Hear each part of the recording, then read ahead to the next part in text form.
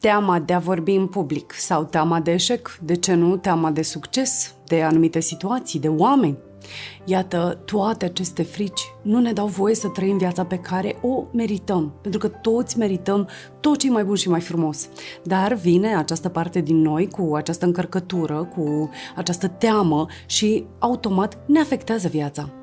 E necesar să începem să lucrăm tot mai mult cu ele, tocmai ca să le eliberăm, să vedem în primul rând de unde provin și apoi să luăm toată energia aceasta a fricii și să începem să o decantăm, să o alchimizăm.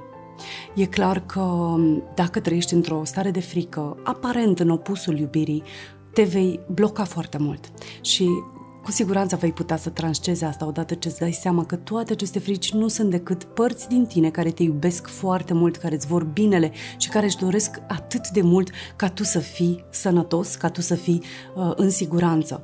Cu siguranță ele provin de multe ori din arborele tău genealogic, însă odată ce începi să accesezi inconștientul și toate aceste părți din ființa ta, vei putea să le cunoști și vei putea să le îmbrățișezi. Am lucrat cu foarte mulți oameni, mii de oameni și cu ajutorul metodei Regeneration au început să-și iubească temerile.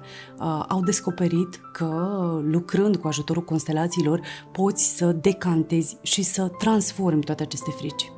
Așa că te aștept să discutăm mai multe în cazul în care vrei să lucrezi cu frica ta.